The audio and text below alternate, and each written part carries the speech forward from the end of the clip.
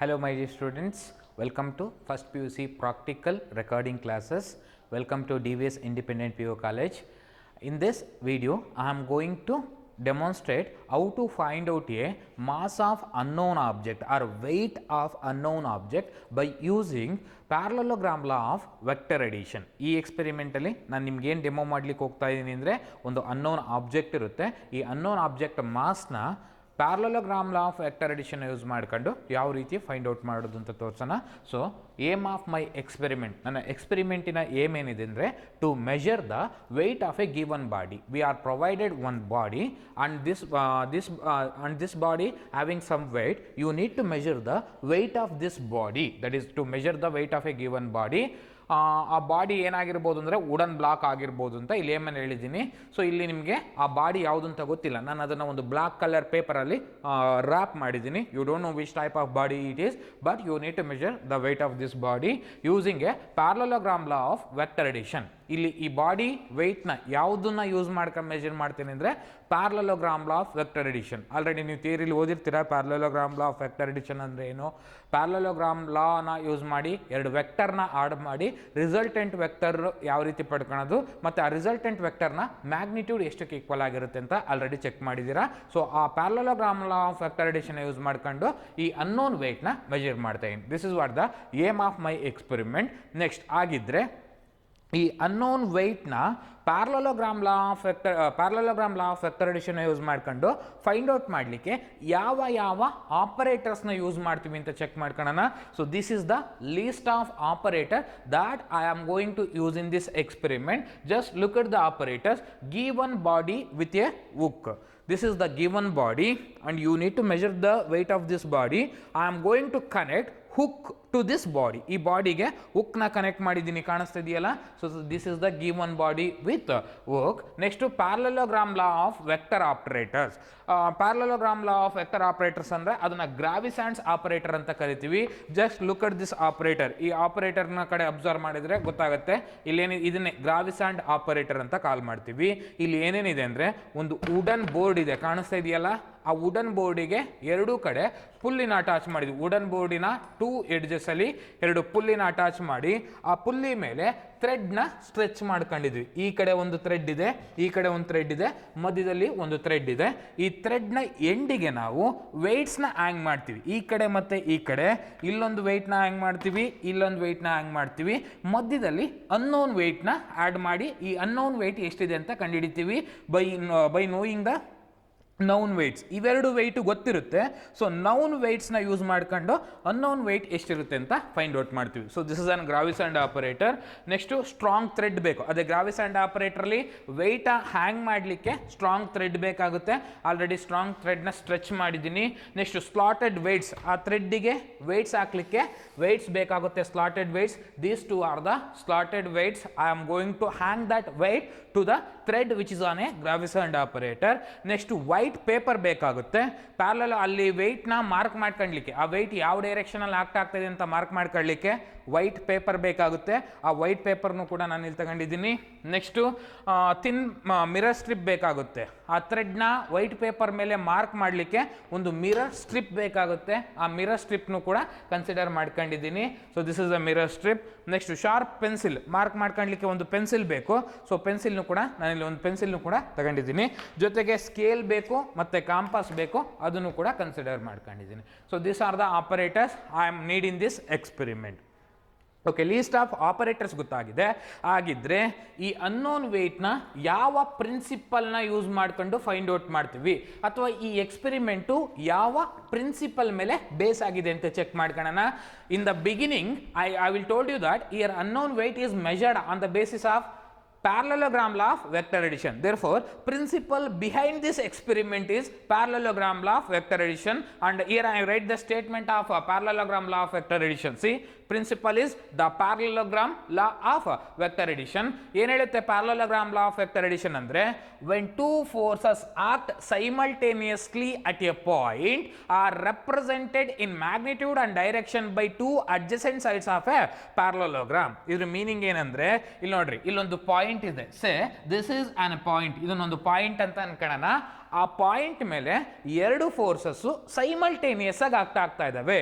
On this point, two forces are simultaneously acting. Say one force will acting in this direction and that force having a magnitude of this much and having a direction in that direction. On this point another force is also acting. ಇದೇ point ಮೇಲೆ ಇನ್ನೂ ಒಂದು force ಆಗ್ತಾ ಇದೆ.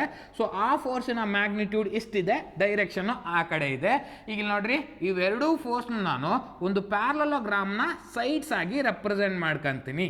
These two forces which are acting simultaneously on a point are represented both in magnitude and direction by a side of parallelogram. Then the resultant of these two forces, ಇವೆರಡು force ಎರಡು ಸೇರಿ point ಮೇಲೆ ಆಗ್ತಾ ಇರೋದ್ರಿಂದ ಇವೆರಡರದು resultant ಏನಾಗಿರುತ್ತೆ ಅಂದ್ರೆ ಈ ಪ್ಯಾರಲೋಗ್ರಾಮ್ನ diagonal ಆಗಿರುತ್ತೆ. And that diagonal should be drawn from the same point. ಯಾವ ಪಾಯಿಂಟಿಗೆ ಆಗ್ತಾ ಇತ್ತೋ ಆ ಪಾಯಿಂಟ್ ಇಂದಲೇ ಡಯಾಗನಲ್ ಡ್ರಾ ಮಾಡಬೇಕಾಗುತ್ತೆ. So this force is taken as P and this force is taken as Q. The resultant of P and Q is R. That is the diagonal of that parallelogram. That is what I am explaining here. When two force act simultaneously point, ಇವೆರಡು force ಈ point ಮೇಲೆ simultaneous ಆಗಿ ಆಗ್ತಾ ಇದಾವೆ and represented in magnitude and direction by the two adjacent sides of a parallelogram. ಅವೆರಡೂ force ನಾವು magnitude ಮತ್ತೆ direction ಅಲ್ಲಿ ಪ್ಯಾರಲೋಗ್ರಾಮ್ ನ ಸೈಡ್ಸ್ ಆಗಿ ರೆಪ್ರೆಸೆಂಟ್ ಮಾಡಿದೀವಿ. Then the resultant force can be represented both in magnitude and direction by the diagonal of the parallelogram passing through the same point of application of the two forces. ಹಂಗಾದ್ರೆ ಇವೆರಡೂ resultant ನಾವು parallelogram ನ diagonal ಆಗಿ represent ಮಾಡಬಹುದು. Diagonal ಈ diagonal ಅಥವಾ ಅದೇ point ಮುಖಾಂತರ ಪಾಸ್ ಆಗಿರೋ ಡಯಾಗನಲ್ ಆಗಿರುತ್ತೆ. So this is the principle behind this experiment. Okay, principle ನೋಡಾಗಿದೆ. ಈಗ ನೆಕ್ಸ್ಟ್ ಏನು ಫಾರ್ಮುಲಾ ಯೂಸ್ ಮಾಡ್ತೀವಿ ಅಂತ ನೋಡೋಣ. ಇಲ್ಲಿ ನೋಡ್ರಿ, ಪಿ ಮತ್ತೆ ಕ್ಯೂ ಇವೆರಡರದ್ದು ರಿಸಲ್ಟೆಂಟ್ ಏನಂತ ಹೇಳಿದೀನಿ, ಆರ್ ಅಂತ ಹೇಳಿದೀನಿ. ಹಂಗಾದ್ರೆ ಈ ರಿಸಲ್ಟೆಂಟ್ ವೆಕ್ಟರ್ ನ magnitude, that is the resultant of the two forces P and Q is given by R is equal to square root of P square plus Q square plus 2pq cos theta. Here p is the one force and q is the another force which are acting on a given point, and here theta, there is a theta here, right? That theta is the angle between the two forces p ಮತ್ತೆ Q. ಇವೆರಡರ ಮಧ್ಯೆ ಏನೋ ಒಂದು angle ಇದೆಯಾ, ಆ angle ಏನಂತ ತಗೊಂಡಿದ್ದೀನಿ ಅಂದ್ರೆ ನಾನು ಥೀಟಾ ಅಂತ ಕನ್ಸಿಡರ್ ಮಾಡ್ಕೊಂಡಿದ್ದೀನಿ. ಹಂಗಾದ್ರೆ ಆರ್ ಏನಕ್ಕೆ ಈಕ್ವಲ್ ಆಗಿರುತ್ತೆ ಅಂದ್ರೆ square root of P square plus Q square plus 2pq cos theta ಅಷ್ಟಕ್ಕೆ ಈಕ್ವಲ್ ಆಗಿರುತ್ತೆ. ಸೊ ಇದನ್ನ ನೀವು ಥಿಯರಿಲಿ ಡಿರೈವ್ ಮಾಡಿದ್ದೀರಾ ಕೂಡ ಈ ಈಕ್ವೇಶನ್ ನ. ನಾನೀಗ ಈ ಫಾರ್ಮುಲಾ ಯೂಸ್ ಮಾಡ್ಕೊಂಡು ರಿಸಲ್ಟೆಂಟ್ ಮ್ಯಾಗ್ನಿಟ್ಯೂಡ್ ಎಷ್ಟಿದೆ ಅಂತ ತೋರಿಸಲ್ಲ, ಗ್ರಾವಿಸೆಂಟ್ಸ್ ಆಪರೇಟರ್ನ ಯೂಸ್ ಮಾಡಿ ರಿಸಲ್ಟೆಂಟ್ ಮ್ಯಾಗ್ನಿಟ್ಯೂಡ್ ಎಷ್ಟಿದೆ ಅಂತ ತೋರಿಸ್ತೀನಿ. So this is about the formula and this is the diagram of my experiment. ನಾನು ಮಾಡ್ತಾ ಇರ್ತಕ್ಕಂಥ ಎಕ್ಸ್ಪೆರಿಮೆಂಟಿನ ಡಯಾಗ್ರಾಮು. You just look at the diagram ಕಡೆ ನೋಡಿದ್ರೆ ನಿಮಗೆ ಆ ಡಯಾಗ್ರಾಮ್ ಅಲ್ಲಿ ಏನೇನಿದೆ ಅಂತ ಗೊತ್ತಾಗುತ್ತೆ. ಇಲ್ಲಿ ನೋಡ್ರಿ, ನಾನು ಹೆಂಗೆ ಅಲ್ಲೊಂದು ತೋರಿಸಿದ್ನೋ ವುಡನ್ ಬೋರ್ಡ್, ಅದೇ ರೀತಿ ಇಲ್ಲೊಂದು ವುಡನ್ ಬೋರ್ಡ್ ಕಾಣಿಸ್ತಾ ಇದೆ ನಿಮಗೆ. ಇಲ್ಲಿ ವುಡನ್ ಬೋರ್ಡ್ ತೋರಿಸಿದ್ನಲ್ಲ ನಾನು ಮುಂಚೆ ನಿಮಗೆ, ಅದೇ ರೀತಿ ಇಲ್ಲಿ ಒಂದು ವುಡನ್ ಬೋರ್ಡ್ ಇದೆ. ಈ ಬೋರ್ಡಿನ ಆ ಕಡೆ ಈ ಕಡೆ ಎರಡು ಪುಲ್ಲಿನ ಫಿಕ್ಸ್ ಮಾಡ್ಕೊಂಡಿದ್ದೀನ. ಅದೇ ರೀತಿ ಇಲ್ಲಿ ಏನು ಮಾಡಿದ್ದೀವಿ ಅಂದರೆ ಬೋರ್ಡಿನ ಎರಡು ಎಡ್ಜಲ್ಲಿ ಇಲ್ಲೊಂದು ಪುಲ್ಲಿ ಇದೆ, ಇಲ್ಲೊಂದು ಪುಲ್ಲಿ ಇದೆ. ಈ ಪುಲ್ಲಿನ P1 ಅಂತ ತಗೊಂಡಿದ್ದೀವಿ, ಈ ಪುಲ್ಲಿನ P2 ಅಂತ ಕನ್ಸಿಡರ್ ಮಾಡ್ಕೊಂಡಿದ್ದೀನಿ. ಈಗ ಈ ಬೋರ್ಡ್ ಮೇಲೆ ಒಂದು ವೈಟ್ ಪೇಪರ್ನ ಫಿಕ್ಸ್ ಮಾಡಿದ್ದೀನಿ. ಇಲ್ಲಿ ವೈಟ್ ಪೇಪರ್ ಇದೆ ನೋಡ್ರಿ, ವೈಟ್ ಪೇಪರ್ನ ಪಿನ್ನ ಪ್ರಿಕ್ ಮಾಡೋದ್ರ ಮುಖಾಂತರ ವೈಟ್ ಪೇಪರ್ನ ಆ ಬೋರ್ಡ್ ಮೇಲೆ ಫಿಕ್ಸ್ ಮಾಡಿದ್ದೀನಿ. ಹೆಂಗ್ ಫಿಕ್ಸ್ ಮಾಡೋದು ಅಂತ ಎಕ್ಸ್ಪೆರಿಮೆಂಟ್ನ ಡೆಮಾನ್ಸ್ಟ್ರೇಟ್ ಮಾಡುವಾಗ ತೋರಿಸ್ತೀನಿ. ನೆಕ್ಸ್ಟು ಆ ಪುಲ್ಲಿ ಮೇಲೆ ಥ್ರೆಡ್ನ ಹ್ಯಾಂಗ್ ಮಾಡ್ಕೊಂಡಿದ್ದೀವ. ಓಕೆ, ಪುಲ್ಲಿಯ ಈ ಕಡೆ ಎಂಡಲ್ಲಿ ಒಂದು ವೆಯ್ಟ್ನ ಆ್ಯಡ್ ಮಾಡಿದ್ದೀವಿ, ಆ ವೆಯ್ಟ್ನ ಕ್ಯೂ ಅಂತ ತಗೊಂಡಿದ್ದೀನಿ. ಆ ಕಡೆ ಎಂಡಲ್ಲಿ ಇನ್ನೊಂದು ವೆಯ್ಟ್ನ ಆ್ಯಡ್ ಮಾಡಿದ್ದೀವಿ, ಅದನ್ನ ಪಿ ಅಂತ ತಗೊಂಡಿದ್ದೀನಿ. ಮಧ್ಯ ಅನ್ನೋನ್ ವೆಯ್ಟ್, ಇದನ್ನೇ ಫೈಂಡ್ ಔಟ್ ಮಾಡಬೇಕಾಗಿರೋದು, ಅದನ್ನ ಮಧ್ಯದ ಥ್ರೆಡ್ಗೆ ಆ್ಯಡ್ ಮಾಡಿದ್ದೀನಿ. ನೆಕ್ಸ್ಟ್ ಈ ಕನ್ಸ್ಟ್ರಕ್ಷನ್ ನಾನು ನಿಮಗೆ ಡಯಾಗ್ರಾಮ್ ಮಾಡುವಾಗಲೇ ತೋರಿಸ್ತೀನಿ. ಈ ಪಾಯಿಂಟ್ಸ್ನ ಯಾವ ರೀತಿ ಮಾರ್ಕ್ ಮಾಡೋದು, ನೆಕ್ಸ್ಟ್ ಈ ಲೈನ್ ಎಲ್ಲ ಯಾವ ರೀತಿ ಡ್ರಾ ಮಾಡೋದು ಅಂತ ಡೆಮಾನ್ಸ್ಟ್ರೇಟ್ ಮಾಡುವಾಗ ತೋರಿಸ್ತೀನಿ. So this is the diagram of my experiment. ಈಗ ಡಯಾಗ್ರಾಮ್ ಆಯಿತು. ನೆಕ್ಸ್ಟು ಅಬ್ಸರ್ವೇಷನ್ಸ್ ಬರುತ್ತೆ. ಈ ಎಕ್ಸ್ಪೆರಿಮೆಂಟಲ್ಲಿ ಕೆಲವು ಆಪರೇಟರ್ಸ್ ಯೂಸ್ ಮಾಡ್ತೀವಲ್ವಾ, ಆಪರೇಟರ್ನ ನೋಡಿ ಕೆಲವು ಅಬ್ಸರ್ವೇಷನ್ ಮಾಡಬೇಕು. ಅಬ್ಸರ್ವೇಷನ್ ಏನು ಅಂತ ನೋಡೋಣ. ವೆಯ್ಟ್ ಆಫ್ ಈಚ್ ಆ್ಯಂಗರ್, ನಾನು ಆ ಕಡೆ ಈ ಕಡೆ ಪಿ ಮತ್ತು ಕ್ಯೂಗೆ ವೆಯ್ಟ್ಸ್ನ ಹಾಕಿದ್ದೆ ನೋಡ್ರಿ. ಆ ವೆಯ್ಟ್ಸ್ನ ಹೆಂಗೆ ಅಂದರೆ ಇಲ್ಲೊಂದು ಆ್ಯಂಗರ್ ಇತ್ತು, ಆ್ಯಂಗರ್ ಮೂಲಕ ವೆಯ್ಟ್ಸ್ ಹಾಕಿದ್ದೆ.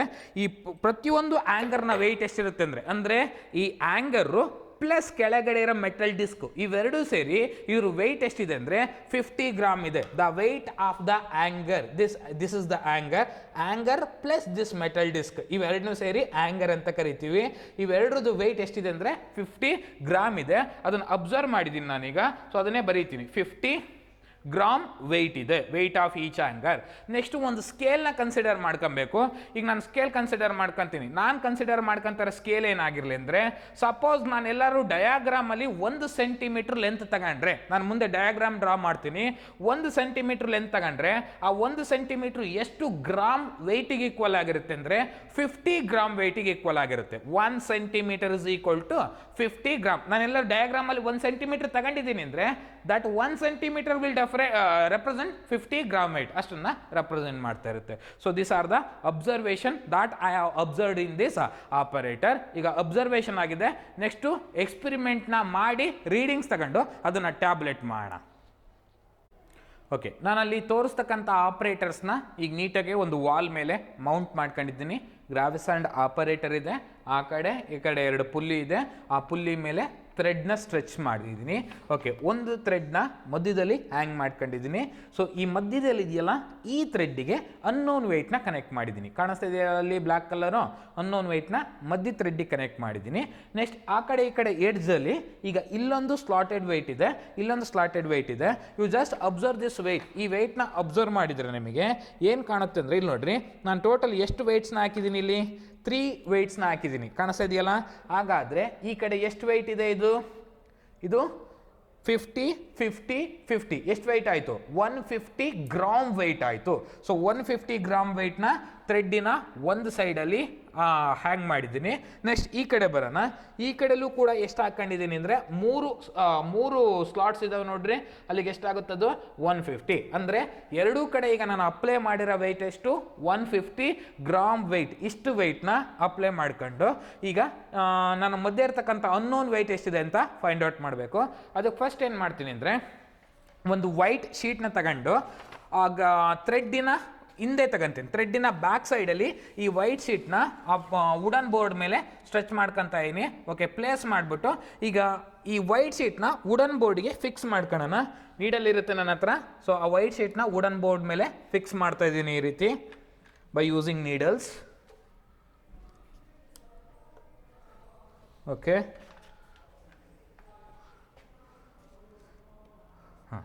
4 ಕಾರ್ನರಲ್ಲಿ ಆ ವೈಟ್ ಶೀಟ್ನ ಫಿಕ್ಸ್ ಮಾಡ್ಕೊಳ್ಳೋಣ. ಓಕೆ, ಫಿಕ್ಸ್ ಮಾಡ್ಕೊಂಡಾಯ್ತು. ಈಗ ವೈಟ್ ಶೀಟ್ನ ಲೆಫ್ಟ್ ಸೈಡಲ್ಲಿರೋದು ಯಾವ ವೆಯ್ಟು? ಆ ವೆಯ್ಟ್ನ P ಅಂತ ತಗೊಳ್ಳೋಣ. ರೈಟ್ ಸೈಡಲ್ಲಿರೋ ವೆಯ್ಟ್ನ Q ಅಂತ ತಗೊಳ್ಳೋಣ. ಬೇಕಾದ್ರೆ ಮಾರ್ಕ್ ಮಾಡಿರ್ತೀನಿ, ನಿಮಗೆ ಕನ್ಫ್ಯೂಸ್ ಆಗೋದು ಬೇಡ ಅಂತ. ಸೊ ಈ ಕಡೆ ಇರ್ತಕ್ಕಂಥ ವೆಯ್ಟ್ನ P ಅಂತ ಕನ್ಸಿಡರ್ ಮಾಡಿದ್ದೀನಿ. ಈ ಕಡೆ ಹಾಕಿರೋ ವೆಯ್ಟ್ನ Q ಅಂತ ಕನ್ಸಿಡರ್ ಮಾಡಿದ್ದೀನಿ. P ಎಷ್ಟು ಹ್ಯಾಂಗ್ ಮಾಡಿರೋದು ನಾನು? 150 ಗ್ರಾಮ್ ವೆಯ್ಟ್. ಇಷ್ಟು ವೆಯ್ಟ್ನ ಪಿಗೆ ಹಾಕಿದ್ದೀನಿ. ಈ ಕಡೆ ಕ್ಯೂಗೂ ಕೂಡ ಎಷ್ಟು ಹ್ಯಾಂಗ್ ಮಾಡಿರೋದು? 150 ಗ್ರಾಮ್ ವೆಯ್ಟ್. ಇಷ್ಟು ವೆಯ್ಟ್ನ ಹ್ಯಾಂಗ್ ಮಾಡಿದ್ದೀನಿ. ಇಷ್ಟು ಅರೇಂಜ್ಮೆಂಟ್ ಮಾಡ್ಕೊಂಡು ನೆಕ್ಸ್ಟ್ ಏನು ಮಾಡಬೇಕು ಅಂದರೆ, ನಿಮಗೊಂದು ಮಿರರ್ ಸ್ಟ್ರಿಪ್ ಕೊಟ್ಟಿರ್ತೀವಿ, ಪ್ರೊವೈಡ್ ಮಾಡಿರ್ತೀವಿ. ಆ ಮಿರರ್ ಸ್ಟ್ರಿಪ್ನ ಫಸ್ಟ್ ಇಲ್ಲಿ ಮಧ್ಯೆ ನಾಟ್ ಇದೆಯಲ್ಲ, ಈ ಕಡೆ ಒಂದು ಥ್ರೆಡ್ ಹೋಗಿದೆ, ಈ ಕಡೆ ಒಂದು ಥ್ರೆಡ್ ಹೋಗಿದೆ, ನೆಕ್ಸ್ಟ್ ಕೆಳಗಡೆ ಒಂದು ಥ್ರೆಡ್ ಹೋಗಿದೆ. ಈ ಮೂರನ್ನೂ ಒಂದು ಪಾಯಿಂಟಲ್ಲಿ ಹ್ಯಾಂಗ್ ಮಾಡಿದ್ದು ನೋಡ್ರಿ. ಮಧ್ಯೆ ಒಂದು ನಾಟ್ ಕಾಣಿಸ್ತಾ ಇದೆಯಲ್ಲ, ಆ ನಾಟ್ನ ಹತ್ರ ಮಿರರ್ ಬರಂಗೆ ಇಟ್ಕೊಬೇಕು. ಈಗ ನಾಟ್ ಮಿರರ್ ಒಳಗಡೆ ಕಾಣಿಸ್ತಾ ಇರುತ್ತೆ. ಮಿರರ್ ಒಳಗಡೆ ಎಲ್ಲಿ ಕಾಣಿಸ್ತಾ ಇದೆಯೋ ಆ ಪಾಯಿಂಟಿಗೆ ಪೆನ್ಸಿಲಲ್ಲಿ ಒಂದು ಮಾರ್ಕ್ ಮಾಡ್ಕೊಬೇಕು. ಸೊ ನನಗೆ ಆ್ಯಕ್ಚುಲಿ ಮಿರರಲ್ಲಿ ನೋಡಿದಾಗ ಇಲ್ಲಿ ಕಾಣಿಸ್ತಾ ಇತ್ತು, ಅಲ್ಲಿಗೆ ಮಾರ್ಕ್ ಮಾಡ್ಕೊಂಡಿದ್ದೀನಿ. ಫಸ್ಟ್ ನಾಟ್ ಮಾರ್ಕ್ ಮಾಡಬೇಕು. ನೆಕ್ಸ್ಟ್ ಈಗ ಇಲ್ಲೊಂದು ಥ್ರೆಡ್ ಇದೆ, ಇಲ್ಲೊಂದು ಥ್ರೆಡ್ ಇದೆ, ಇಲ್ಲೊಂದು ಥ್ರೆಡ್ ಇದೆಯಲ್ವಾ, 3 ಥ್ರೆಡ್ನು ಕೂಡ ಮಿರರ್ನ ಕೆಳಗಡೆ ಇಟ್ಕೊಂಡು ಮಿರರಲ್ಲಿ ಎಲ್ಲಿ ಕಾಣಿಸ್ತಾ ಇರ್ತವೆ ಅಂತ ಅಲ್ಲಿಗೆ ಮಾರ್ಕ್ ಮಾಡ್ಕೊಬೇಕು. ಸೊ ಇಲ್ಲಿ ಕಾಣಿಸ್ತಾ ಇದೆ, ಸೊ ಇಲ್ಲಿ ಮಾರ್ಕ್ ಮಾಡಿದ್ದೀನಿ. ನೆಕ್ಸ್ಟು ಇಲ್ಲಿ ಕಾಣಿಸ್ತಾ ಇದೆ, ಇಲ್ಲಿ ಮಾರ್ಕ್ ಮಾಡಿದ್ದೀನಿ. ಓಕೆ, ಈ ಕಡೆ ಥ್ರೆಡ್ ಆಯಿತು, ಇಲ್ಲಿಗೆ ಬರ್ತೀನಿ. ಸೊ ಇಲ್ಲಿ ಕಾಣಿಸ್ತಾ ಇದೆ, ಈ ಪಾಯಿಂಟಿಗೆ ಮಾರ್ಕ್ ಮಾಡಿದ್ದೀನಿ. ನೆಕ್ಸ್ಟ್ ಇಲ್ಲೂ ಕಾಣಿಸ್ತಾ ಇದೆ ನನಗೆ, ಈ ಪಾಯಿಂಟಲ್ಲಿ ಮಾರ್ಕ್ ಮಾಡ್ಕೊಂಡಿದ್ದೀನಿ. ಈಗ ಆ ಥ್ರೆಡ್ಡಿಗೆ ಮೂವ್ ಆಗ್ತೀನಿ. ಸೊ ಇಲ್ಲಿ ಕಾಣಿಸ್ತಾ ಇದೆ ಥ್ರೆಡ್ಡು, ಅಲ್ಲಿ ಪಾಯಿಂಟ್ ಮಾರ್ಕ್ ಮಾಡಿದ್ದೀನಿ. ನೆಕ್ಸ್ಟ್ ಇಲ್ಲಿ ಕಾಣಿಸ್ತಾ ಇದೆ ಥ್ರೆಡ್ಡು. ಓಕೆ, ಇಲ್ಲಿಗೂ ಕೂಡ ಪಾಯಿಂಟ್ನ ಮಾರ್ಕ್ ಮಾಡ್ಕೊಂಡಿದ್ದೀನಿ. ಓಕೆ, ಫಸ್ಟು ಎರಡೂ ಕಡೆ ಈಕ್ವಲ್ ವೆಯ್ಟ್ಸ್, ಅಲ್ಲೂ 150 ತಗೊಂಡಿದ್ದೆ, ಇಲ್ಲೂ 150 ತಗೊಂಡಿದ್ದೆ. ಈಕ್ವಲ್ ವೆಯ್ಟ್ಸ್ನ ಯೂಸ್ ಮಾಡ್ಕೊಂಡು ಕ್ಯೂ ವೆಯ್ಟ್ ಮಾರ್ಕ್ ಮಾಡಿದೆ, ಪಿ ವೆಯ್ಟ್ ಮಾರ್ಕ್ ಮಾಡಿದ್ದೆ, ಜೊತೆಗೆ ಅನ್ನೋನ್ ವೆಯ್ಟ್ ಕೂಡ ಮಾರ್ಕ್ ಮಾಡಿದ್ದೀನಿ. ಮಾರ್ಕ್ ಮಾಡ್ಕೊಂಡ್ಮೇಲೆ ಸೊ ಈ ಶೀಟ್ನ ಬೋರ್ಡಿಂದ ಆಚೆಗಡೆ ರಿಮೂವ್ ಮಾಡೋಣ. ನೆಕ್ಸ್ಟು ಇನ್ನೊಂದು ಟ್ರಯಲಿಗೆ ಏನು ಮಾಡ್ತೀನಿ ಅಂದರೆ ಮತ್ತೆ ಒಂದು ಶೀಟ್ನ ಕನ್ಸಿಡರ್ ಮಾಡ್ಕೊತೀನಿ. ಈಗ ಒಂದು ಶೀಟಲ್ಲಿ ಮಾಡಿದ್ದೀನಿ, ನೆಕ್ಸ್ಟ್ ಇನ್ನೊಂದು ಟ್ರಯಲಿಗೆ ಇನ್ನೂ ಒಂದು ಶೀಟ್ನ ತಗೋಣ. ಓಕೆ, ಇನ್ನೊಂದು ಶೀಟ್ ತಗೊತಾ ಇದ್ದೀನಿ, ಮತ್ತೆ ಅದನ್ನು ಮಾರ್ಕ್ ಮಾಡ್ಕೊಳ್ಳೋಣ, ಮತ್ತೆ ಫಿಕ್ಸ್ ಮಾಡ್ಕೊಳ್ಳೋಣ ಈ ಶೀಟ್ನ. ಸೊ ಇನ್ನೊಂದು ಶೀಟ್ ತಗೊಂಡು ಆ ಶೀಟ್ನು ಕೂಡ ಫಿಕ್ಸ್ ಮಾಡ್ತೀನಿ. ಸೆಕೆಂಡ್ ಟ್ರಯಲಿ ಮಾಡ್ತಾ ಇದ್ದೀನಿ ನಾನೀಗ. ಹಾಂ, ಶೀಟ್ ತಗೊಂಡು ಫಸ್ಟ್ ಆ ಶೀಟ್ನ ಫಿಕ್ಸ್ ಮಾಡ್ತೀನಿ ಬೋರ್ಡ್ ಮೇಲೆ.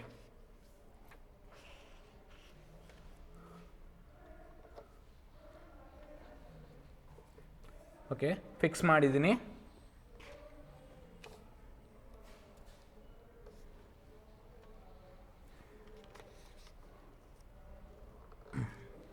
ಫಿಕ್ಸ್ ಮಾಡಾಯಿತು. ಈಗ ವೆಯ್ಟ್ಸ್ನ ವೇರಿ ಮಾಡೋಣ. ಫಸ್ಟ್ ಕೇಸಲ್ಲಿ ಏನು ಮಾಡಿದೆ, ಎರಡೂ ಕಡೆ ಈಕ್ವಲ್ ವೆಯ್ಟ್ ಹಾಕಿದ್ದೆ, 150 150. ಈಗ ಅನ್ಈಕ್ವಲ್ ವೆಯ್ಟ್ ಹಾಕ್ತೀನಿ. ಒಂದು ಕಡೆ 150ನೇ ಇರಲಿ, ಇನ್ನೊಂದು ಕಡೆ ಸ್ವಲ್ಪ ವೆಯ್ಟ್ನ ಜಾಸ್ತಿ ಮಾಡ್ತೀನಿ.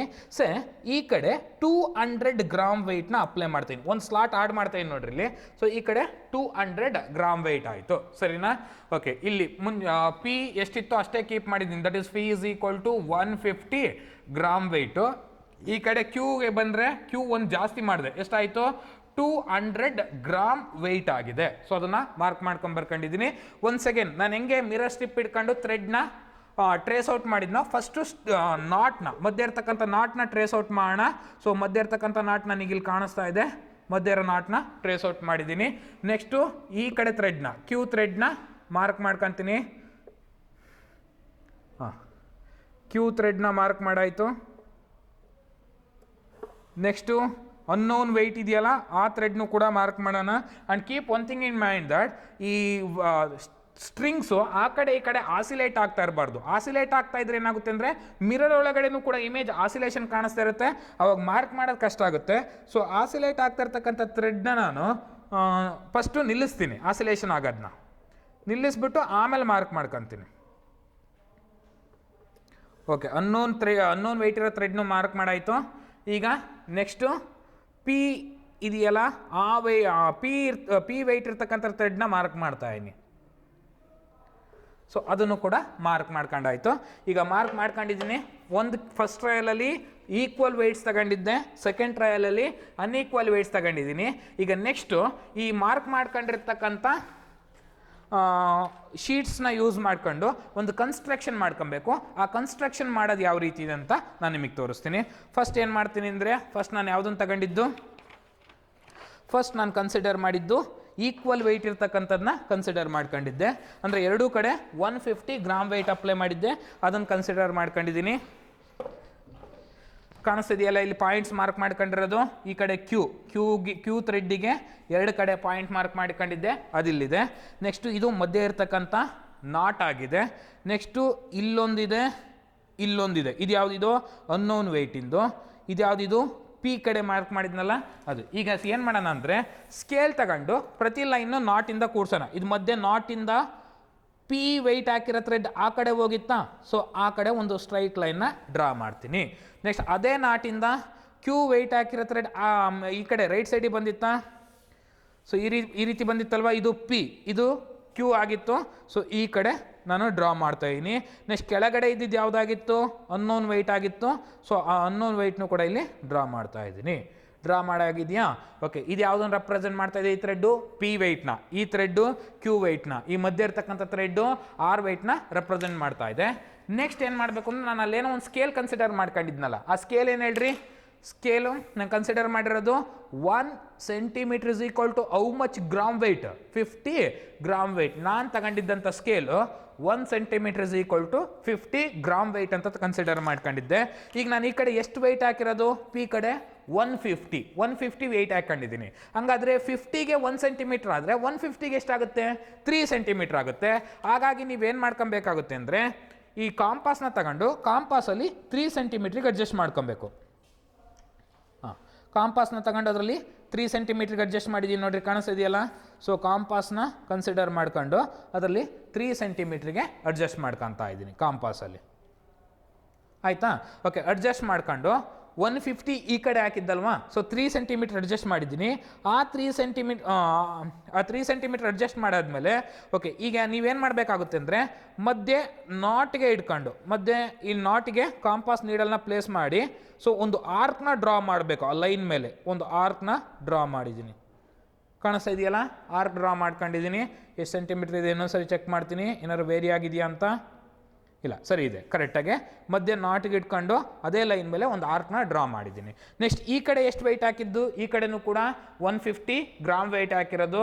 ಸೊ ಈ 150 ಗ್ರಾಮ್ ವೆಯ್ಟಿಗೆ ಸ್ಕೇಲ್ ತಗೊಂಡ್ರೆ ಎಷ್ಟು ಸೆಂಟಿಮೀಟರ್ ಬರುತ್ತೆ, 3 ಸೆಂಟಿಮೀಟರ್ ಬರುತ್ತೆ. ಆಲ್ರೆಡಿ ಇಲ್ಲಿ 3 ಸೆಂಟಿಮೀಟರ್ ಇರೋದ್ರಿಂದ ಮತ್ತೆ ಈ ಕಡೆಯಿಂದ ಹಿಡ್ಕೊಂಡು 3 ಸೆಂಟಿಮೀಟ್ರಿಗೆ ಮತ್ತೆ ಒಂದು ಆರ್ಕ್ನ ಡ್ರಾ ಮಾಡ್ಕೊಂಡಿದ್ದೀನಿ. ಗೊತ್ತಾಗ್ತಿದೆಯಲ್ಲ? ಓಕೆ, ಆರ್ಕ್ ಡ್ರಾ ಮಾಡಿದ್ಮೇಲೆ ಈಗ ಈ ಪಾಯಿಂಟ್ನ ಓ ಅಂತ ತಗೊಳ್ಳೋಣ. ನೆಕ್ಸ್ಟ್ ಈ ಪಾಯಿಂಟ್ನ ಪಿ ಅಂತ ತಗೊಳ್ಳೋಣ, ಈ ಪಾಯಿಂಟ್ನ ಕ್ಯೂ ಅಂತ ಕನ್ಸಿಡರ್ ಮಾಡ್ಕೊಳ್ಳೋಣ. ಈಗ this point is O, this point is P and this point is Q. Okay, next ಈಗ ಏನು ಮಾಡ್ತೀನಿ, ಇಲ್ಲಿ 3 ಸೆಂಟಿಮೀಟರ್ ತಗೊಂಡಿದ್ದ, ಇದಕ್ಕೆ ಆಪೋಸಿಟ್ ಅಂದರೆ ಇಲ್ಲಿ ಬರುತ್ತಾ. ಓಕೆ, ಈ ಪಾಯಿಂಟಿಗೆ ಮತ್ತೆ ಕಾಂಪಾಸ್ ಇಟ್ಕೊಂಡು ಮಧ್ಯೆ ಅದೇ 3 ಸೆಂಟಿಮೀಟ್ರಿಗೆ ಒಂದು ಆರ್ಕ್ನ ಡ್ರಾ ಮಾಡ್ತೀನಿ. ಇಲ್ಲಿ ಎಷ್ಟು ಸೆಂಟಿಮೀಟ್ರ್ ತಗೊಂಡಿದ್ದು, ಇಲ್ಲಿ 3 ಸೆಂಟಿಮೀಟ್ರು. ಅದಕ್ಕೆ ಆಪೋಸಿಟ್ಟಾಗಿ ಅಂದರೆ ಪಾಯಿಂಟ್ ಪಿ ಬರುತ್ತೆ. ಇಲ್ಲಿಂದ ಹಿಡ್ಕೊಂಡು ಮತ್ತೆ ಒಂದು ಆರ್ಕ್ನ ಡ್ರಾ ಮಾಡ್ತೀನಿ. ಈಗ 2 ಆರ್ಕು ಒಂದು ಕಡೆ ಜಾಯಿನ್ ಆಗಿದೆಯಲ್ಲ. ಓಕೆ, ಜಾಯಿನ್ ಆಗಿರ್ತಕ್ಕಂಥ ಪಾಯಿಂಟಿಂದ ಪಿಗೊಂದು ಲೈನು ಕ್ಯೂಗೊಂದು ಲೈನ್ನ ಡ್ರಾ ಮಾಡ್ಕೊಳ್ಳೋಣ. ಜಾಯಿನ್ ಆಗಿರ್ತಕ್ಕಂಥ ಪಾಯಿಂಟಿಂದ ಪಿಗೊಂದು ಲೈನ್ ಡ್ರಾ ಮಾಡಿದ್ದೀನಿ. ನೆಕ್ಸ್ಟು ಕ್ಯೂಗೆ ಒಂದು ಲೈನ್ನ ಡ್ರಾ ಮಾಡಿದ್ದೀನಿ. ಓಕೆ, ಈ ಪಾಯಿಂಟ್ನ ನಾನು ಸಿ ಅಂತ ಕನ್ಸಿಡರ್ ಮಾಡ್ಕೊತೀನಿ. Say this point is taken as C. ಈಗ ಇಲ್ಲಿ ನೋಡ್ರಿ, ಓ ಪಿ ಸಿ ಕ್ಯೂ ಅನ್ನೋದು ಒಂದು ಪ್ಯಾರಲೋಗ್ರಾಮ್ ಆಯಿತಾ. ಸೊ ಈ ಪ್ಯಾರಲೋಗ್ರಾಮಲ್ಲಿ ಈ ಲೈನ್ ಯಾವುದನ್ನು ರೆಪ್ರೆಸೆಂಟ್ ಮಾಡ್ತಾ ಇದೆ, ಓ ಪಿ ವೆಯ್ಟ್ನ ರೆಪ್ರೆಸೆಂಟ್ ಮಾಡ್ತಾ ಇದೆ. ಈ ಲೈನ್ ಯಾವುದನ್ನು ರೆಪ್ರೆಸೆಂಟ್ ಮಾಡ್ತಾ ಇದೆ, ಕ್ಯೂ ವೆಯ್ಟ್ನ ರೆಪ್ರೆಸೆಂಟ್ ಮಾಡ್ತಾ ಇದೆ. ಹಂಗಾದರೆ ಈ ಓ ಪಿ ಮತ್ತು ಓ ಕ್ಯೂ ಇವೆರಡು ವೆಕ್ಟರು, ಇವೆರಡು ವೆಕ್ಟರ್ನ ನಾನೊಂದು ಪ್ಯಾರಲೋಗ್ರಾಮ್ನ ಸೈಡ್ ಆಗಿ ರೆಪ್ರೆಸೆಂಟ್ ಮಾಡ್ತಾ ಇದ್ದೀನ. ಹಾಗಾದರೆ ಇವೆರಡು ವೆಕ್ಟರ್ನ ರಿಸಲ್ಟೆಂಟ್ ವೆಕ್ಟರ್ ಇದೆಯಲ್ಲ, ಆ ರಿಸಲ್ಟೆಂಟ್ ವೆಕ್ಟರ್ ಏನಾಗಿರುತ್ತೆ, ಪ್ಯಾರಲೋಗ್ರಾಮ್ನ ಡಯಾಗನಲ್ ಆಗಿರುತ್ತೆ. ಸೊ ಅದೇ ಪಾಯಿಂಟಿಂದ ನಾನೀಗೊಂದು ಡಯಾಗನಲ್ ಕೂಡ ಡ್ರಾ ಮಾಡಿದ್ದೀನಿ. ಸೊ ಡಯಾಗನಲ್ ಯಾವುದು, O C. Diagonal is O C. ಅದ್ರ ಲೆಂತ್ ಎಷ್ಟಿದೆ ಅಂತ ನೋಡ್ಕೊಳ್ಳೋಣ.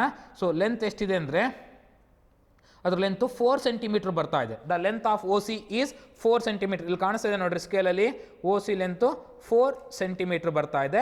ಈಗ ನಾನು ಏನೇನು ಅಬ್ಸರ್ವ್ ಮಾಡಿದ್ದೀನೋ ಅಲ್ಲಿ ಬರ್ಕೊಳ್ಳೋಣ. ಆ್ಯಕ್ಚುಲಿ ಅಲ್ಲಿ ನಾನು ಟ್ಯಾಬ್ಲೆಟ್ ಕಾಲಮಲ್ಲಿ ಹಾಕ್ಬೇಕಾದ್ರೆ ಈ ಪಾಯಿಂಟ್ನ ಪಿ ಅಂತ ತಗೊಂಡಿಲ್ಲ, ಎ ಅಂತ ತಗೊಂಡಿದ್ದೀನಿ. ಈ ಪಾಯಿಂಟ್ನ ಬಿ ಅಂತ ತಗೊಂಡಿದ್ದೀನಿ. ಓಕೆ, ಓ ಎ ಲೆಂತ್ ಎಷ್ಟಿತ್ತು, 3 ಸೆಂಟಿಮೀಟ್ರ್ ಇತ್ತು. ಓ ಬಿ ಲೆಂತ್ ಎಷ್ಟಿದೆ, 3 ಸೆಂಟಿಮೀಟ್ರ್ ಇದೆ. ಓ ಸಿ ಲೆಂತ್ ಎಷ್ಟು ಬಂತು, 4 ಸೆಂಟಿಮೀಟ್ರ್ ಬಂತು. ಈ ಕಡೆ ಓ ಎ ಯಾವ ವೆಯ್ಟ್ನ ರೆಪ್ರೆಸೆಂಟ್ ಮಾಡ್ತಾ ಇದೆ, ಪಿ ವೆಯ್ಟ್ನ ರೆಪ್ರೆಸೆಂಟ್ ಮಾಡ್ತಾ ಇದೆ. ಓ ಬಿ ಯಾವ ವೆಯ್ಟ್ನ ರೆಪ್ರೆಸೆಂಟ್ ಮಾಡ್ತಾ ಇದೆ, ಕ್ಯೂ ವೆಯ್ಟ್ನ ರೆಪ್ರೆಸೆಂಟ್ ಮಾಡ್ತಾ ಇದೆ. ಸರಿನಾ? ಈಗ ಇಲ್ಲೇನು ಕನ್ಸ್ಟ್ರಕ್ಟ್ ಮಾಡಿದ್ದೀನೋ ಅದನ್ನು ಟ್ಯಾಬ್ಲಾ ಕಾಲಮ್ನಲ್ಲಿ ಫಿಲ್ ಮಾಡೋಣ.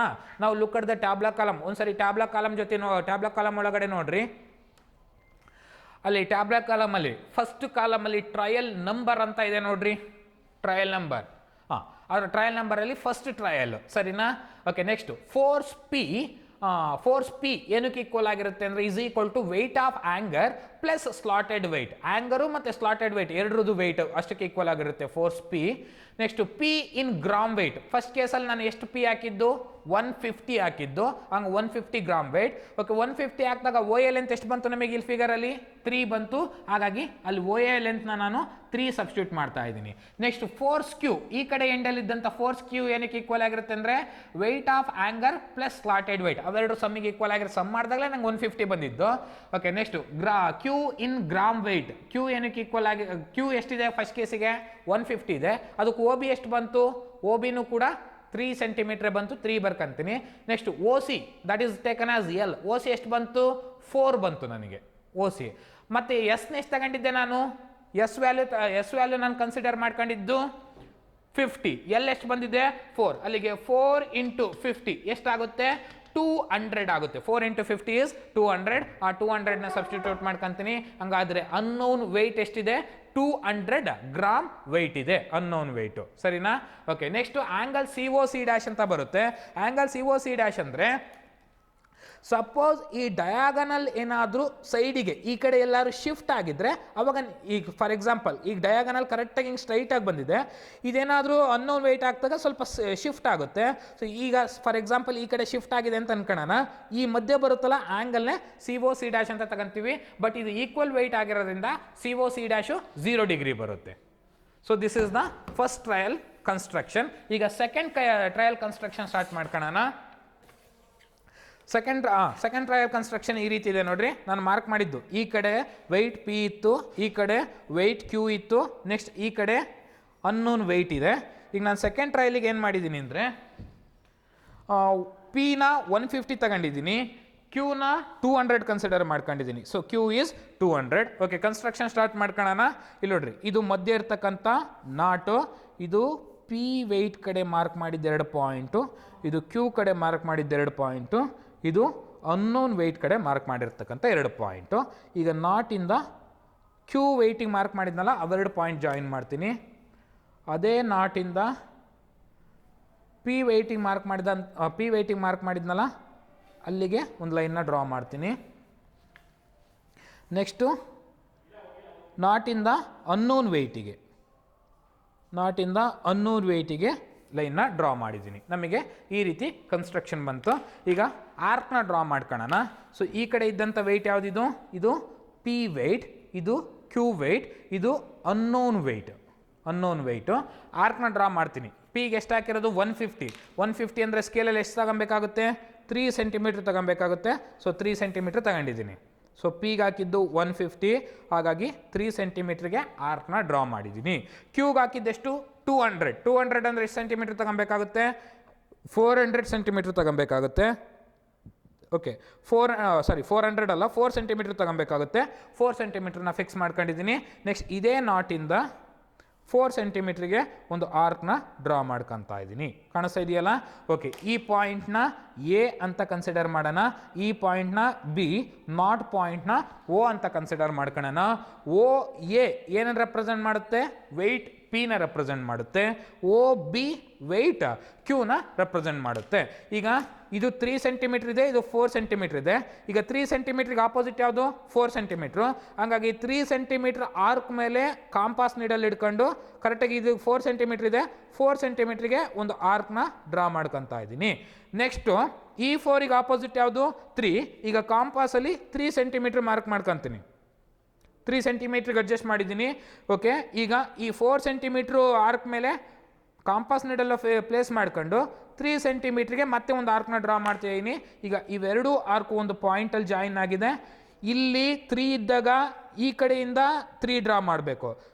ಇಲ್ಲಿ 3 ಇತ್ತು, ಹಂಗಾಗಿ ಇಲ್ಲಿಂದ 3 ಡ್ರಾ ಮಾಡಿದೆ. ಇಲ್ಲಿ 4 ಇತ್ತು, ಹಂಗಾಗಿ ಆ ಕಡೆಯಿಂದ 4 ಡ್ರಾ ಮಾಡಿದ್ದೀನಿ. ಒಟ್ಟಿನಲ್ಲಿ ಆಪೋಸಿಟಾಗಿ ಇಟ್ಕೊಂಡು ಆರ್ಕ್ನ ಡ್ರಾ ಮಾಡ್ಕೊಬೇಕಾಗುತ್ತೆ. ಓಕೆ, ಆರ್ಕು ಟಚ್ ಆಗಿರೋ ಪಾಯಿಂಟಿಂದ ಎ ಮತ್ತು ಬಿಗೆ ಲೈನ್ ಡ್ರಾ ಮಾಡಿದ್ದೀನಿ. ಸೊ ಈ ಪಾಯಿಂಟ್ನ ಸಿ ಅಂತ ತಗೊಳ್ಳೋಣ. ಈಗ ಓ ಎ ಮತ್ತು ಓ ಬಿ ಇವೆರಡು ನಿಮಗೆ ಹೆಂಗೆ ಕಾಣಿಸ್ತಾ ಇದ್ದಾವೆ ಅಂದರೆ ಒಂದು ಪ್ಯಾರಲೋಗ್ರಾಮ್ನ ಸೈಡ್ಸ್ ಆಗಿ ಕಾಣಿಸ್ತಾ ಇದ್ದಾವೆ. ಈಗ ಅದೇ ಪಾಯಿಂಟಿಂದ ಸಿಗೆ ಒಂದು ಸ್ಟ್ರೈಟ್ ಲೈನ್ನ ಡ್ರಾ ಮಾಡ್ತೀನಿ ಪಾಯಿಂಟ್ಸಿಗೆ. So this is the resultant of O A and O B. O A ಮತ್ತು ಓ ಬಿಯ ರಿಸಲ್ಟೆಂಟ್ ಆಗಿರುತ್ತೆ. ಈ ಲೆಂತ್ ಎಷ್ಟಿದೆ ಅಂತ ಚೆಕ್ ಮಾಡ್ಕೊಳ್ಳೋಣ. This length is 4 centimetre. Once again ಈ ಲೆಂತ್ ಎಷ್ಟು ಬರ್ತಾ ಇದೆ ಅಂದರೆ 4 ಸೆಂಟಿಮೀಟರ್ ಬರ್ತಾ ಇದೆ. ಈಗ ಇಲ್ಲೇನು ಅಬ್ಸರ್ವ್ ಮಾಡಿದಿರೋ ಅದನ್ನು ಟ್ಯಾಬ್ಲಾ ಕಾಲಮಲ್ಲಿ ನಾನು ಫಿಲ್ ಮಾಡ್ತೀನಿ. Look it the tabular column. First P ಎಷ್ಟು ಇಟ್ಕೊಂಡಿದ್ವಿ ಸೆಕೆಂಡ್ ಟ್ರಯಲಿಗೆ? 150 ಇಟ್ಕೊಂಡಿದ್ವಿ. ಹಂಗೆ 150 ಸಬ್ಸ್ಟಿಟ್ಯೂಟ್ ಮಾಡಿದ್ದೀನಿ. ಓಕೆ, 150ಗೆ ಅದರದ್ದು ಓ ಎ ಲೆಂತ್ ಎಷ್ಟು ಬಂತು? 3 ಸೆಂಟಿಮೀಟ್ರ್ ಬಂತು. 3 ಸೆಂಟಿಮೀಟ್ರು ಹಾಗೇ ಇರಲಿ. ನೆಕ್ಸ್ಟ್ Q ವೆಯ್ಟ್ ಎಷ್ಟು ಇಟ್ಕೊಂಡಿದ್ದೆ? 200 ಇಟ್ಕೊಂಡಿದ್ದೆ. ಸೊ ಲೆಂತ್ ಎಷ್ಟಾಗುತ್ತೆ ಅದರದ್ದು? 4 ಆಗುತ್ತೆ. ಸೊ ಲೆಂತ್ 4 ಹಾಕೊಂಡಿದ್ದೀನಿ. ಈಗ ಓ ಸಿ ಲೆಂತು ಅಂದರೆ ಮಿಡಲ್ ಲೈನ್ ಲೆಂತ್ ಎಷ್ಟು ಬಂತು? ಮಿಡಲ್ ಲೈನ್ ಲೆಂತು ಕೂಡ 4 ಬಂತು. ಸೊ ಅಲ್ಲಿಗೆ ನಮಗೆ unknown weight is equal to L into S. L ಎಷ್ಟು ಬಂದಿದೆ? 4, ಎಸ್ಸು 50. ಅಲ್ಲಿಗೆ 4 ಇಂಟು 50 ಎಷ್ಟಾಗುತ್ತೆ? 200 ಆಗುತ್ತೆ. 200 ಆಗಿದೆ. ಓಕೆ, ಇಲ್ಲಿ ಅನ್ನೋನ್ ವೆಯ್ಟ್ ಆಗಿರೋದ್ರಿಂದ ಸ್ವಲ್ಪ ಲೈನು ಶಿಫ್ಟ್ ಆಗಿದೆ, ಅದನ್ನು ಇಲ್ಲಿ ಅಬ್ಸರ್ವ್ ಮಾಡ್ಕೊಳ್ರಿ. ಓಕೆ, ಇಲ್ಲಿ ನೋಡ್ರಿ, ನನಗೆ ಕರೆಕ್ಟಾಗಿ ಓ ಪಾಯಿಂಟಿಂದ ಸ್ಟ್ರೈಟ್ ಲೈನ್ ಡ್ರಾ ಮಾಡಿದರೆ ಇಲ್ಲಿಗೆ ಹೋಗಿ ಕೂಡ್ಕೊಂತ ಇದೆ. ಆ ಪಾಯಿಂಟ್ನ ಸಿ ಡ್ಯಾಶ್ ಅಂತ ಅನ್ಕೊಳ್ಳೋಣ. ಹಿಂಗೆ ನಾನು ಡಯಾಗನಲ್ಲಿ ಡ್ರಾ ಮಾಡಿ ಸಿ ಇಲ್ಲಿಗೆ ಬಂದಿದೆ. ಈಗ ಇವೆರಡರ ಮಧ್ಯೆ ಏನೋ ಒಂದು ಆ್ಯಂಗಲ್ ಕ್ರಿಯೇಟ್ ಆಗಿದೆಯಲ್ಲ, ಸೇ ಆ್ಯಂಗಲ್ನೇ ನಾವು angle C O C dash ಅಂತ ತಗೊಂಡಿದ್ದೀನಿ. ಈಗ ನಾನು ಇದನ್ನು ಪ್ರೊಟ್ರಾಕ್ಟ್ರಲ್ಲಿ ಒಂದು ಸರಿ ಮೆಜರ್ ಮಾಡಿ ನೋಡ್ತೀನಿ ಎಷ್ಟು ಬರುತ್ತೆ ಅಂತ. ಪ್ರೊಟ್ರಾಕ್ಟ್ರಲ್ಲಿ ಮೆಜರ್ ಮಾಡಿ ನೋಡಿದಾಗ ಈ ಆ್ಯಂಗಲ್ ನನಗೆ 5 ಡಿಗ್ರಿ ಬರ್ತಾ ಇದೆ. 5 ಡಿಗ್ರಿ ಬಂತು. ಸೊ ಅದನ್ನು ಸಬ್ಸ್ಟಿಟ್ಯೂಟ್ ಮಾಡಿದ್ದೀನಿ. ಈಗ ಅವೆರಡರದ್ದು ಮೀನ್ ವೆಯ್ಟ್ನ ಕ್ಯಾಲ್ಕುಲೇಟ್ ಮಾಡೋಣ. ಎರಡು 200 ಇರೋದ್ರಿಂದ ಮೀನ್ ವೆಯ್ಟ್ ಕೂಡ 200 ಗ್ರಾಮ್ ವೆಯ್ಟೇ ಬರುತ್ತೆ. 200 ಗ್ರಾಮ್ ವೆಯ್ಟ್ ಸಬ್ಸ್ಟಿಟ್ಯೂಟ್ ಮಾಡ್ತಾ ಇದ್ದೀನಿ. ಆ ಗ್ರಾಮ್ನ ಕೆ ಜಿ ಕನ್ವರ್ಟ್ ಮಾಡ್ತೀನಿ. ಗ್ರಾಮ್ನ ಕೆ ಜಿ ಕನ್ವರ್ಟ್ ಮಾಡಿದ್ರೆ ಇಂಟು 10⁻³ ಬರುತ್ತಾ? ಅಲ್ಲಿಗೆ 200 ಇಂಟು 10⁻³ ಕೆ ಜಿ ವೆಯ್ಟ್ ಆಗುತ್ತೆ. So 200 into 10⁻³ K G weight. ಅದನ್ನೇ ಸಬ್ಸ್ಟಿಟ್ಯೂಟ್ ಮಾಡ್ಕೊತಾ ಇದ್ದೀನಿ ನಾನೀಗ. 200 into 10⁻³ K G weight -3. Okay, substitute ಮಾಡಾಯಿತು.